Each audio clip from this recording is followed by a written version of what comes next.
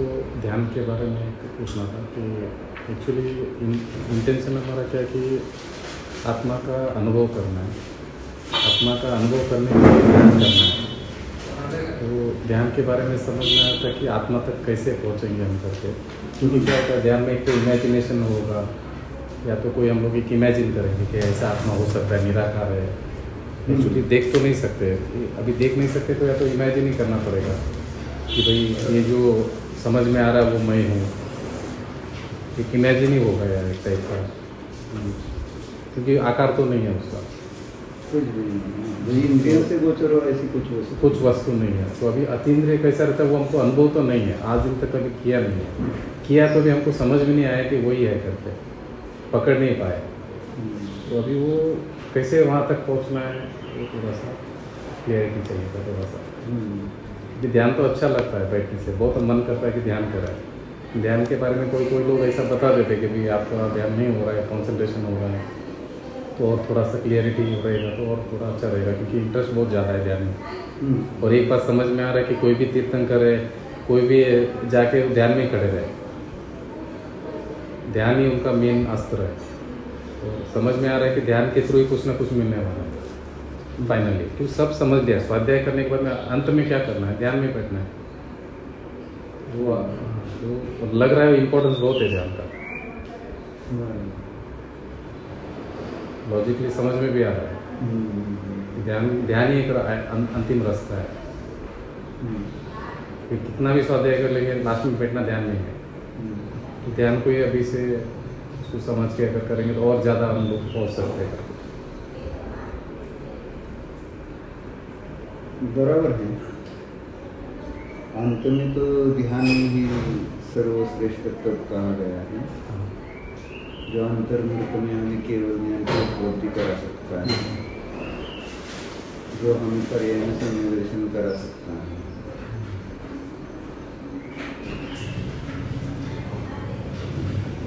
वर्षा जी को एक क्वेश्चन पूछा ध्यान के बारे में, तो बोले ध्यान जो आप समझ रहे वो ध्यान नहीं है। ध्यान 4 प्रकार का होता है, आर्तर ध्यान, रौद्र ध्यान, धर्म ध्यान, शुक्ल ध्यान।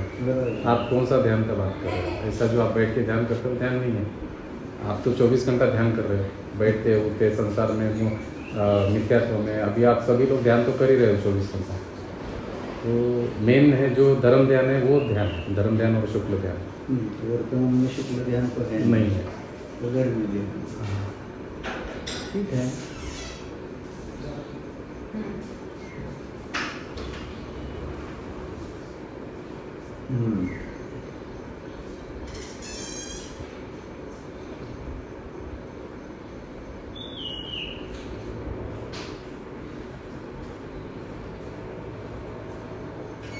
ध्यान करने के लिए पहले वस्तु की व्यवस्था का समुचित निर्णय होना जरूरी है। पहली बात तो ये स्पष्ट है। कल बताया था कि ध्यान तो अनेक प्रकार के वर्तमान में चल रहे हैं।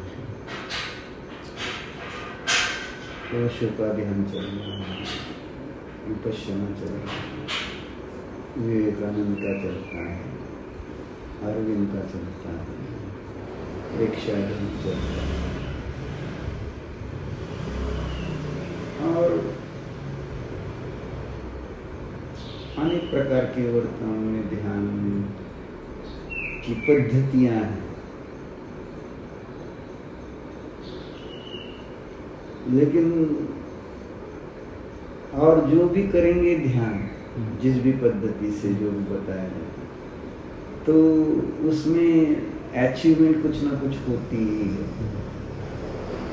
भले वह वस्तु व्यवस्था के बेस पर ना भी क्यों ना, वस्तु व्यवस्था के आधार से भी नहीं होते हुए उसमें एक ये हो जाता है। एक तो पहले हम माइंड सेट कर लेते हैं ध्यान है मतलब कुछ अच्छी चीज।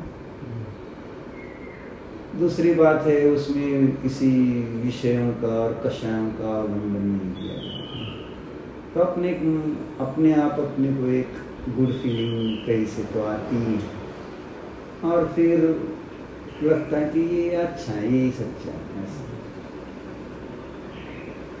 तो तो इसलिए पहले वस्तु व्यवस्था को समझकर ही ध्यान करेंगे तो ही वो सत ध्यान, सत माने समीचीन, हमें सम्यक अतीन्द्रिय आनंद देने वाला, सच्चा आनंद देने वाला। नहीं तो फिर वो अपने को थोड़ा कषाय की मंदता कर देगा, लेकिन वापस फिर उसके निमित्त से जो बंद होगा पुण्य का, उसके एवज में भोग मिलेंगे, फिर उसी में फिर रत हो जाएंगे और फिर पाप बंद करेंगे, फिर उसका उदय आएगा, फिर उसमें हमको दुख होता हुआ फिर हम पुण्य का स्मरण करेंगे, धर्म का स्मरण, फिर वो पुण्य बंद होगा, फिर ऐसी साइकिल चालू रहेगी, जन्म मरण चक्र चालू। वो जन्म मरण के चक्कर से अतीत होने के लिए तो वो हमने थोड़ा सा रूपस्थ ध्यान का प्रयोग पूजा के माध्यम से बहुत अच्छा लगा। ये महाराज जी ने विकसित की हुई पद्धतियाँ हैं, यानी किस प्रकार से हर एक श्रावक का कर्म क्यों न हो या मुनियों का हो, तो सारा अपनी ओर कैसे लेके जाना है, यानी सब में किसी भी क्रिया हो, किसी भी क्रिया में से अपनी ओर आने का एक सिस्टम आध्यात्म जिसमें उसको कहते हैं, तो एक महाराज जी को उसका एक अच्छी तरह से क्षेपक्षम हो गया। तो सभी विषयों में से चाहे वो प्रथमानि योग हो या कर्मानि योग हो या चरणानि योग हो या द्रव्यानि योग हो, कि कोई भी विषय हो, बराबर उस विषय में से अपनी ओर आने की एक पद्धति उनकी अच्छी रही, क्योंकि उनको स्वयं उसका एक वेदन था। और फिर एक बार वो दृष्टि में आ जाता है तो वो सब जगह वैसे दिखने लगता है, यानी इसमें से कैसे अपनी ओर आ सकते हैं इस विषय में से भी। तो इस प्रकार से उन्होंने न्याय में भी अपनी, न्याय से भी अपनी ओर आने की कैसी पद्धति है, इसलिए न्याय दीपिका का उन्होंने इसकी जो टीका लिखी है वो आध्यात्म न्याय दीपिका करके कही। ये न्याय दीपिका मूल ग्रंथ तो अभिनव धर्मभूषण आचार्य जी का रहा, और फिर महाराज जी ने इसका अध्ययन करके उस पर एक हिंदी भावानुवाद रूप आध्यात्म न्याय दीपिका नाम की ये टीका रची। अतीन्द्रिय सत्यानंद प्राप्ति का अमोघ मंत्र या उपाय। तो जैसे कल भी कहा था कि ध्यान के लिए कम से कम 3 चीज़ों की जानकारी आवश्यक होती है। एक ध्यान का ध्येय माने जिसको विषय कहेंगे, विषय का समीचीन निर्णय होना चाहिए कि किस विषय का मैं अगर ध्यान करता हूँ तो मुझे फल आनंद मिलेगा। विषय का निर्णय समीचीन, और जिस विषय का हम निर्णय करते हैं, समझो आत्मा का, लेकिन वो आत्मा नाम की चीज भी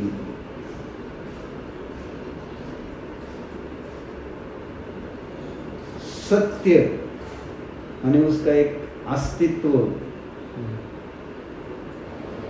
क्योंकि आत्मा एक पदार्थ है तो पदार्थ से आत्मा की ओर चलो, यानी जैसे एक ये पुस्तक पदार्थ और तब जाकर इसको पुस्तक कहेंगे, फिर किसकी है क्या, लेकिन पहले पदार्थ का निर्णय ना, यानी सत होना चाहिए जिसका हम ध्यान करेंगे, वो सत यानी उसकी सत्ता, उसका अस्तित्व, वह होना बहुत जरूरी है।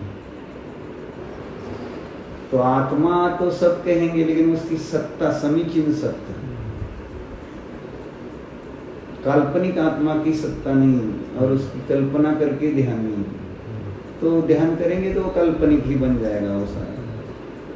तो पदार्थ आत्मा नाम की वस्तु होती है, तो किस प्रकार से वस्तु क्या होती है, यहाँ से चलना पड़ेगा कि जो एक जिन धर्म का प्राण कहेंगे कि वस्तु यानी शुरुआत होती है वस्तु के अनेकांतात्मक पना से, यानी जो जो वस्तु होगी वह अनेकांतात्मक होगी, और अनेकांतात्मक जो होगी वही वस्तु होगी। इस प्रकार से अनेकांतात्मक वस्तु का निर्णय करते हुए फिर वो जीव है कि पुद्गल है कि धर्म द्रव्य है कि अधर्म आकाश काल जाति अपेक्षा जो द्रव्य है, तो उसमें फिर विशेष रूप से उसका अपना अपना लक्षण, जीव का चेतन, पुद्गल का स्पर्श गंध वर्ण, गति हेतुत्व धर्म द्रव्य का, धर्म द्रव्य का स्थिति, आकाश का अवधान, काल का वर्तना, इस प्रकार से सबका अपना अपना विशेष, यानी जिसको कहते हैं गुण, स्वरूप अस्तित्व। स्वरूप अस्तित्व का निर्णय करो, पहले सादृश अस्तित्व माने सत्ता सत, और फिर स्वरूप अस्तित्व, और स्वरूप अस्तित्व और सादृश अस्तित्व एक ही वस्तु में एक ही समय में रह रहे हैं। जैसे वन में बहुत सारे पेड़ हैं, तो सामान्य रूप से सब में वृक्षपना वृक्षत्व है, तो सामान्य धर्म सभी में है। हम यहाँ बैठे हैं तो हम में मनुष्यपना सामान्य धर्म सब में है। अब उन वृक्षों में फिर कोई अशोक वृक्ष है, कोई नीम वृक्ष है, कोई आम वृक्ष है, कोई शीशम का वृक्ष है। तो वृक्षत्व और शीशमपना, वृक्षत्व और नीमपना, वृक्षत्व और आमपना, इस प्रकार से उनका अपना अपना फिर अलग से अस्तित्व, यानी स्वरूप अस्तित्व के साथ वृक्ष बिना सामान्य के विशेष नहीं ठहरे। यानी वृक्षत्व ही ना हो तो उसका आमपना और नीमपना कहाँ से रहे? जी सही, सामान्य विशेष। हाँ, सामान्य क्या, सामान्य ऐसे सामान्य विशेषात्मक वस्तु होती है, उसको ही अनेकांतात्मक कहेंगे। या परस्पर विरोधी धर्म एक ही वस्तु में एक दूसरे का विरोध नहीं करते हुए जो ठहरते हैं, उसका नाम है अनेकांत। तो ऐसे विषय का भी व्यवस्थित प्रॉपर निर्णय, अब इतना टाइम अपने पास नहीं है क्रम से इतना पूरा समझने का, लेकिन समझना पड़ेगा क्रम व्यवस्थित। यानी ध्यान ध्यान करके हम ध्यान की और तो जाएंगे, लेकिन कदाचित फिर है ना, हमने अभी जैसे कहा काल्पनिक ध्यान में हो उलझ जाएंगे, जो आज तक होता है। तो अब नहीं उलझना है तो व्यवस्थित रूप से वस्तु का निर्णय करते हुए आगे बढ़ेंगे, तो फिर जाकर अपना जो ध्यान है वो समीचीन होता हुआ अपने को जो समीचीन जो हमें चाहिए वो फल मिल जाएगा। इसलिए ध्यान के लिए पहले विषय का निर्णय भी होना जरूरी है। यानी 3 बातें कह रहा था मैं, ध्यान के लिए कम से कम इन तीन बातों का निर्णय होना जरूरी है। एक ध्यान का विषय कौन सा रखना है, फिर दूसरी बात आती है वो साधन। उधर थोड़ा समझाया, 2-3 दिन में आप लोगों को समझाया साधन और फल। और वाइट टॉर्च है, वो कलर वाला है, समझाया। तो दूसरी बात आती है ध्यान में साधन।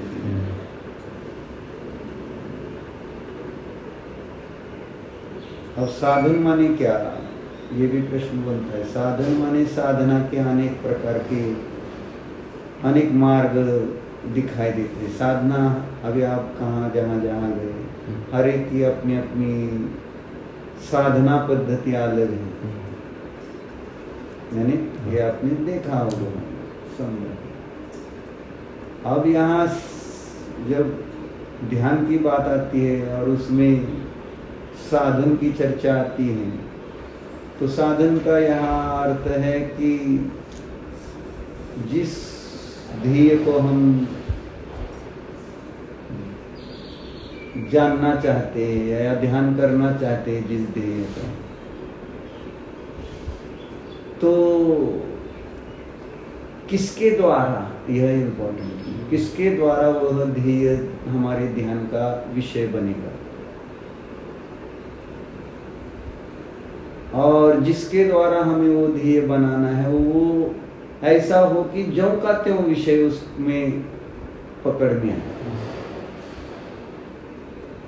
वो टॉर्च की अपेक्षा से बोलना, अगर ध्येय को ग्रहण करने वाला जो साधन है वो सही ना हो हाँ तो फिर नहीं, तो फिर वो फल अलग ही आएगा, हाँ, फल अलग। विपरीत फल आएगा। हाँ। तो इसलिए साधन के संबंध में भी जानकारी होनी जरूरी है। कौन सा साधन है? कुछ बाह्य क्रियाएं करेंगे तो वह विषय पकड़ में आएगा, यानी आसन प्राणायाम आदि ऐसी कोई बातें करेंगे तो वो पकड़ में आएगा, या कुछ इस प्रकार से जल्प आदि करेंगे तो पकड़ में आएगा, या प्राणायाम आदि क्रियाएं करते हैं तो वो विषय बनेगा, या विशिष्ट प्रकार के आसन योग आदि धारण करेंगे तो विषय पकड़ में आएगा। तो बाहर बाहर में से तो यही ध्यान की पद्धतियां चलती हैं, प्राणायाम पर या किसी ऐसे क्रियाओं के माध्यम से आसन की ओर दृष्टि देकर आदि उस पद्धति से ध्यान करने का प्रयोग वर्तमान में ज्यादातर चलता है। और सामान्य जीवों को इंद्रियों से जो पकड़ में आएगा वही सही भाषित होता है। इसलिए वो पद्धतियां विकसित हो गई है कि जिससे वो अब एक आत्मा रखेंगे वो अलग बात है, लेकिन वो आत्मा भी पकड़ में न आने के लिए जो पद्धति विकसित की है साधन गलत हो गया, तो उसमें गलत हम नहीं कहेंगे। अभी तो मूल वस्तु ही गलत रहेगी तो बात आगे की कुछ नहीं है।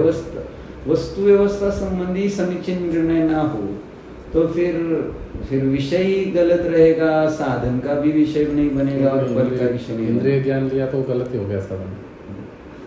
मरण तो कोई मन के द्वारा बोलेंगे, फिर इंद्रिय ज्ञान मन भी इंद्रिय। तो ऐसे विचार कोई निर्विचार होने के लिए बोलते हैं, यानी विचार रहित ही हो जाना, और इसके लिए वो फिर वो ड्रग्स का सेवन करते हैं, बस खा लिए और पड़े रहे, कुछ नहीं, कुछ भी वेदन नहीं, यानी जड़वत होने का प्रयत्न करते हैं, जबकि इट्स इम्पॉसिबल जड़ होना जीव। ये व्यवस्था समझनी पड़ेगी। और ये मूढ़ता रहती है अन्य जीवों के, यानी अन्य मतवादियों के जो भी ध्यान की पद्धतियां हैं उसमें ऐसे कहीं आप यानी व्यवस्था ही उनकी ऐसी है, यानी बहुत सारे मतों में यही बात मुख्यता से आती है कि ज्ञान और जीव दोनों अलग चीजें हैं। जीव के साथ ज्ञान जुड़ा है इसलिए संसार है, ऐसी ही सब मतवादियों की मान्यता है मुख्यतः से। इसलिए वो जीव से ज्ञान को अलग करना ही ध्यान मानते हैं, क्योंकि देखते हैं ना, प्रैक्टिकली देखते हैं, ज्ञान के निमित्त से ही सारे विकल्प बन रहे हैं। जितने भी आप भी चिंतन कर रहे हो विकल्प, वो ज्ञान का ही कार्य है, तो ज्ञान ही परेशान कर रहा है।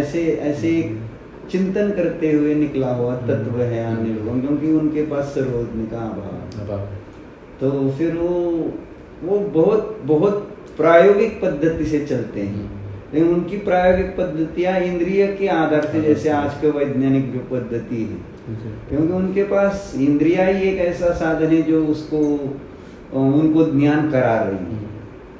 इंद्रियों को छोड़कर उनको ज्ञान कराने का कोई अन्य कारण ही भाषित नहीं हो रहा, इसलिए प्रवचन सारा अच्छी तरह से अध्ययन करो। आचार्य ने इसलिए उसमें क्रम से पहले ज्ञान तत्व प्रज्ञापन आपने किया भी है, प्रवचन सर का थोड़ा पढ़ाई बोल रहे थे ना, तो ज्ञान तत्व, फिर नीय तत्व, और फिर चरणों ने सूचन।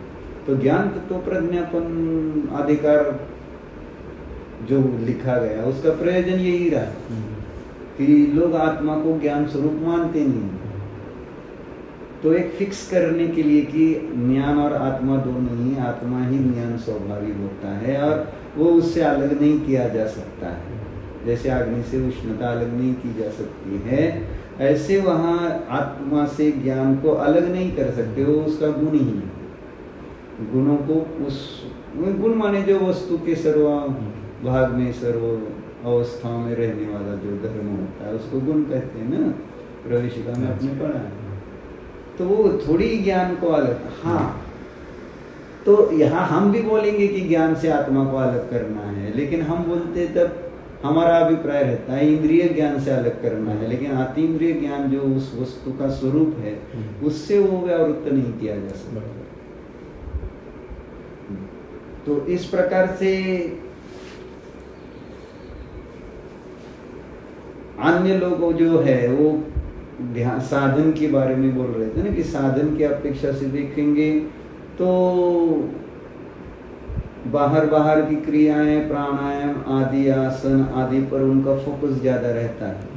तो साधन गलत हो गया। हाँ, तो क्यों गलत हो गया? आपने कैसे कहा गलत हो गया? गलत हो गया ना, मतलब इंद्रिय अगर वो रहेगा, साधन गलत हो गया ना। तो इंद्रिय कहाँ, वो तो प्राणायाम करा रहे हैं, योग कर रहे हैं, बाहर ही हो गया ना। तो अतीन्द्रिय आत्मा मिलेगा अतीन्द्रिय से, इंद्रिय से आपने वो प्रयोग करके देखा क्या? योग, प्राणायाम? अरे मैं एक भी ध्यान का क्लास नहीं छोड़ा बचपन से। अच्छा। कहीं पे भी ध्यान का बोर्ड आता है तो मैं पहले जाके अटेंड करके आता हूँ। आज अच्छा। तक बचपन से लेके मेरा एक हैबिट है। ध्यान देखा तो मेरे को ड्रग जैसा एडिक्ट है, जाके करके आना तब तक मेरे को शांति नहीं होता है। अच्छा। एक भी ध्यान का क्लास में ऐसा नहीं रहेगा कोई फॉरेन करेगा, इधर करेगा, कोई भी अन्य धर्मी रहने दो, ध्यान बोला तो एक बार जाके आता हूँ, देख के आते हैं। हाँ, तो अभी आप जो बोल रहे हैं कन्विंस हो रहा है कि वो साधन नहीं है, यही मिस्टेक हुआ है। 100% कन्विंस हो रहा है क्योंकि प्रैक्टिकली किया हुआ। वहाँ मुझे मिला नहीं कुछ भी, कन्विंस हो रहा है पूरा। अच्छा। हाँ जी। तो इसीलिए तो ध्यान माने क्या है वो समझना पड़ेगा, ध्येय समझ, क्योंकि तीन उसको शब्द अलग अलग है। विषय अभी यहाँ एक 3 नंबर चार्ट है आपकी, इसमें तो उसमें आप देखा भी होगा, फिर भी देखो अभी यहाँ 45 नंबर पे ही रहेगा शुरुआत में। ये प्रस्तावना में ये कितना नंबर? 45।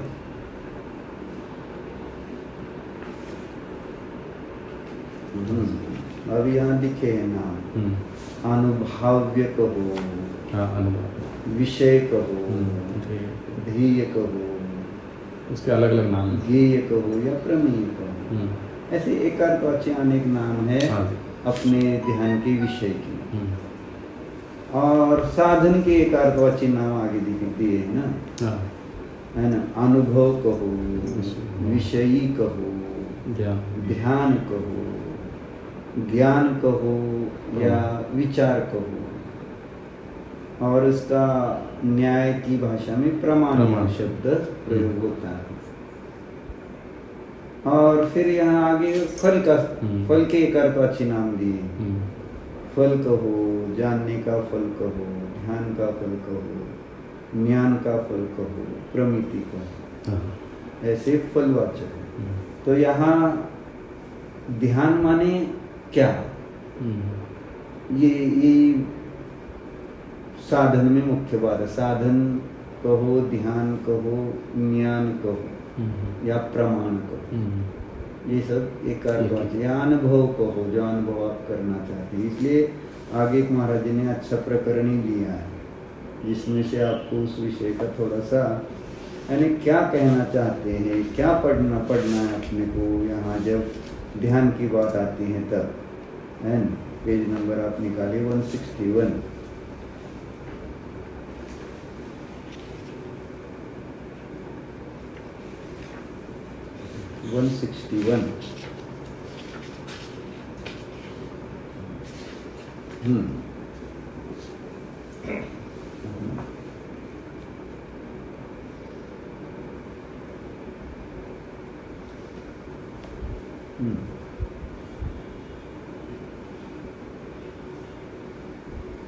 तो इधर ऊपर से पढ़िए 161 नंबर।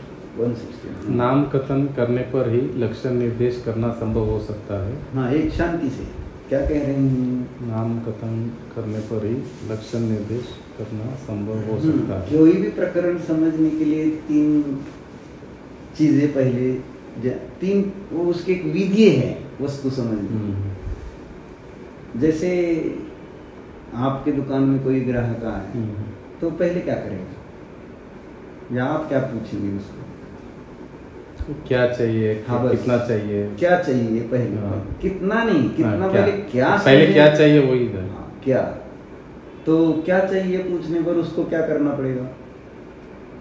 वो बताना पड़ेगा क्या चाहिए, नाम बताना, नाम बताना पड़ेगा, बराबर, नाम कथन। तो इसलिए पहले नाम यानी कथन। 3 प्रकार से प्रकरण की प्रवृत्ति होती है, ये न्याय दीपिका की शुरुआत है। यानी कोई भी प्रकरण अपने को समझना है तो पहले you have to tell its name, हाँ। कि क्या आपको चाहिए, यानी आप कहना क्या चाहते कहना क्या हैं, चाहते हैं, हाँ। किस विषय के बारे में आप समझना चाहते हैं, कि आपको क्या चाहिए, है ना? इसलिए उसका नाम बताए बिना, अब नाम बता दिया कि मुझे मूंगफली चाहिए, आप क्या बोलते हाँ हैं, जी। मूंगफली ना, हाँ। तो मूंगफली चाहिए, तो मूंगफली चाहिए ये उसने कहा, तो मूंगफली का उसको लक्षण भी मालूम होना चाहिए, कि मूंगफली किस चीज का नाम, बराबर है ना? आपने उसके सामने मूंगफली की जगह दूसरी कोई चीज रख दी, मूंगफली जैसी दूसरी कोई चीज है क्या? आते हैं ना, बहुत सारे धर्म में आते हैं, धान्य बोलते हैं, हाँ, कोई भी। बहुत सारे, तो वो उसके सामने रखा, हाँ। और उसको अगर पता नहीं मूंगफली का लक्षण, हाँ। कह तो दिया उसने मूंगफली, हाँ। लेकिन लक्षण पता नहीं, कोई उसको तो काम फिर- में नहीं आएगा उसको। तो फिर वो मूंगफली समझकर कोई भी चीज लेकर जा कैसे सकता है। चला? तो उसकी दूसरी जिम्मेदारी क्या है? नाम जिसका मैंने कहा, मुझे जिस वस्तु को समझना है, प्राप्त करना है, ग्रहण करना है, उसका लक्षण उसको, तो उसका लक्षण भी मालूम होना बराबर, चाहिए, समझ। एकदम व्यवस्थित पद्धति है न्याय की, हाँ। वस्तु समझने की। बराबर। इसलिए शांति से आपने अगर इसका भी अध्ययन कर लिया नहीं, लेकिन किसी के सानिध्य में बैठ कर ही, हाँ। और महाराज जी ने जो ये किया है अर्थ पूरा उसका, तो जो आपको चाहिए वो आपको प्राप्त हुए बिना नहीं रहेगा, ये गारंटी देता हूँ। अच्छा, अच्छा, हाँ। यानी जो आपकी इच्छा है हाँ। वो पूर्ण हो सकती है, ये मुझे मेरी गारंटी, हाँ, क्योंकि अपने आधार से बोल रहा हूँ मैं। हाँ। अभी आपका उसमें फिर क्षेत्र अलग है, हाँ। लेकिन पद्धति तो अच्छी है ही, हाँ। और न्याय शैली से होने से उसमें इधर उधर हिलने के चांसेस बहुत कम है। हाँ। आपकी सारी शंकाओं का समाधान इसमें आता जाएगा, क्रम से पढ़ेंगे, इसलिए पढ़ो पहले, अच्छी तरह से पढ़ना पड़ेगा आपको, तब जाकर आपकी एक एक शंका, क्योंकि शंकाएं क्यों उत्पन्न होती है, क्योंकि पढ़ाई जब नहीं होती है उस विषय संबंध में प्रॉपर, तो यहाँ वहाँ की ऐसी फिर पुनः पुनः प्रश्न आते रहेंगे। लेकिन एक बार क्रमिक ऐसी पढ़ाई पूरी हो जाए एक विषय की, तो उससे फिर अपनी ही बहुत सारी शंकाएं क्रम से पढ़ते हुए ही सॉल्व होती जाती हैं। तो न्याय दीपिका पढ़ना है पहले, आप जो बता रहे हैं, पहले न्याय दीपिका पढ़ना है पूरा। अभी आपने एक सामान्य वाक्य का तो अध्ययन किया, वैसे तो हाँ। नियम ऐसा ही है, हाँ। कि पहले आचार्य ने वहाँ एक प्रश्न ही किया है, माइल लवल ने चक्र करके ग्रंथ है, माइल लवल आचार्य ने चक्र, तो उसमें एक वैसा 2 गाथाएं आती हैं कि उन्होंने वहाँ ये प्रश्न किया है शंकाकार ने, यानी शंकाकार ने टीका जो लिखी है उसमें वो खुद आचार्य ने प्रश्न खड़ा किया है कि आगम जो है वो पर्याप्त है, यानी आगम में सब कुछ आया ही नहीं, फिर युक्ति शास्त्र का आप आग्रह क्यों करते हो?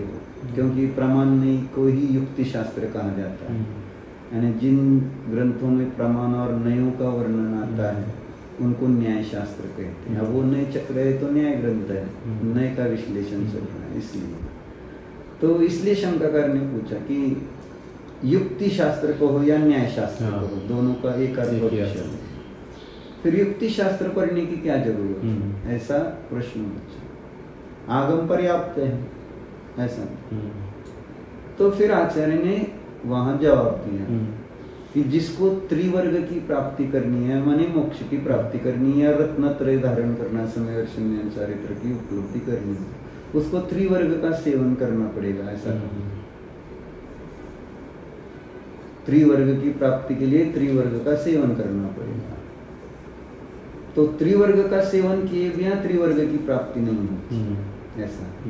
तो वे त्रिवर्ग कौन से हैं कि जिसका सेवन करने पर मुझे त्रिवर्ग की माने मोक्ष की प्राप्ति होगी, या रत्नत्रय की उपलब्धि होगी, या शुद्धात्मा की उपलब्धि होगी, ऐसा कहा, परमात्मा की उपलब्धि, ये सारी उसमें आ जाती है बात। तो आचार्य ने वहां बताया कि जैसे लौकिक में भी स्टैंडर्ड्स होते हैं, फर्स्ट सेकंड थर्ड फोर्थ, ऐसे यहाँ भी। और अपने को डॉक्टर इंजीनियर बनना है तो यह तो वो उसी क्रम से जाना पड़ेगा, फर्स्ट सेकंड से। हाँ। ऐसा नहीं कि आप बड़े हो गए तो आप डायरेक्ट डॉक्टर बन सकते। ABCD तो सीखना ही पड़ेगा, जो भी है नहीं करना पड़ना, तो फिर समझ में नहीं आएगा। यानी बड़े होने पर भी आपको ऐसा नहीं है कि आप बड़े हैं इसलिए आपको डायरेक्ट वो कर, क्रम ही रहेगा, फर्स्ट सेकंड थर्ड ऐसा ही जाना पड़ेगा। तो क्रम में अभी जैन लघु सिद्धांत प्रवेशिका तो नहीं, इसलिए आप वो बता रहे हैं, वही मुझे बताना। ये जो आचार्य ने जवाब दिया, मुझे नहीं बताया। आचार्य ने कहा कि त्रिवर्ग की प्राप्ति के लिए त्रिवर्ग का सेवन करो, तो वो 3 वर्ग बताए। तो उसमें फर्स्ट पहला स्टैंडर्ड कौन सा है? वर्ग माने स्टैंडर्ड। तो उन्होंने कहा जिसमें प्रमाण में निक्षेप का वर्णन आता है, ऐसा युक्ति शास्त्र, यह पहला वर्ग है, फर्स्ट स्टैंडर्ड। अब इसमें भी कारण समझना पड़ेगा, क्योंकि प्रमाण में निक्षेप जो है, आप तत्वार सूत्र भी निकालो तो उसमें भी पहला, यानी तत्वों को समझाने से पहले उन्होंने प्रमाण में निक्षेप को ही लिया है पहले अधिकार में पूरा। क्यों? क्योंकि ज्ञान सही ना हो, क्योंकि प्रमाण में निक्षेप कुछ अलग चीज नहीं है, ज्ञान पर्याय की ही एक नाम है। अलग अलग पद्धति की ज्ञान पर्याय होती है जो वस्तु को ग्रहण करती है। न्याय का मीनिंग भी ज्ञान पर्याय है। हाँ, वो तो निकलेगा, वो अलग, ठीक है। तो यहाँ कहना ये था कि ज्ञान के द्वारा ही विषय ग्रहण होते हैं। जो भी हम अभी समझ रहे हैं, अभी आप सुन रहे हैं ज्ञान से, देख रहे हैं ज्ञान से, सुन रहे हैं ज्ञान से, चख रहे हैं ज्ञान से, यानी जो भी विषय अपने को ग्रहण कर होता है वो ज्ञान के द्वारा ही हो सकता है, होता है। तो सबसे ज्यादा इम्पोर्टेंस न्याय को दिया है। नहीं, अभी ठहरो ना, अब इतना जल्दी मत करो ना। इम्पोर्टेंस वगैरह की बात आप खुद समझ जाएंगे कि क्या है और क्यों है और किस लिए। मैं तो अभी लॉजिक्स दे रहा हूँ, है ना, यानी शांति से समझो इस बात को, कुछ नहीं है। यानी एक एकांत नहीं इसका भी, एक हम जिस जहां पर है वहां पर ये विषय समझने की दृष्टि से अपने को समीचीन समझने के लिए एक अच्छा एक साधन है, इसलिए चर्चा। तो ये एकांत नहीं है कि यही करेंगे तो आपको वो काम होगा, क्योंकि मोक्ष मार्ग प्रकाशक आदि में भी आता है, सारा आपने पढ़ा भी होगा। तो पशु आदि को थोड़ी न्याय का ज्ञान होता है, तो जिससे वो न्याय नहीं समझे तो सम्यक्ता को प्राप्त ना हो। अभिप्राय समझना, अपने दिमाग में वस्तु को ग्रहण करना है समीचीन रूप से, और अपना क्षेपक्षम है तो उसके लिए फिर आपको अधिगमज्य सम्यक दर्शन की उत्पत्ति होती है निसर्ग, तो उसमें ये प्रमाण नहीं की बात आती है कि जिसके द्वारा आप विषय को समीचीन ग्रहण कर पाए।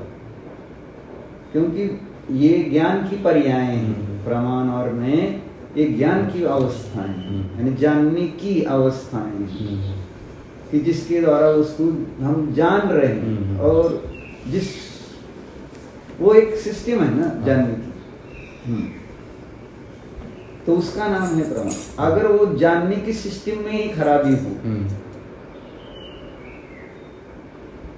तो फिर जाना जाने वाला विषय भी कैसे होगा, फिर वो सही कैसे होगा? नहीं होगा। ज्ञान गलत होगा, चश्मा गलत होगा, तो उसको पीला चश्मा लगाएंगे तो सफेद चीज भी पीली दिखेगी, बराबर। तो वस्तु सफेद थोड़ी है, हाँ, पीली थोड़ी, पीली में सफेद। फिर मैंने चश्मा लगाया पीला, तो ये कितना बदलेंगे? यहाँ सफेद कौन सी चीजें रखेंगे तो अपने को सफेद दिखेगा? अपना चश्मा बदलना पड़ता, ये पक्का है। ये इसका नाम है ज्ञान। यानी ज्ञान गलत है तो विषय व्यवस्था गलत ही भाषित होने वाली।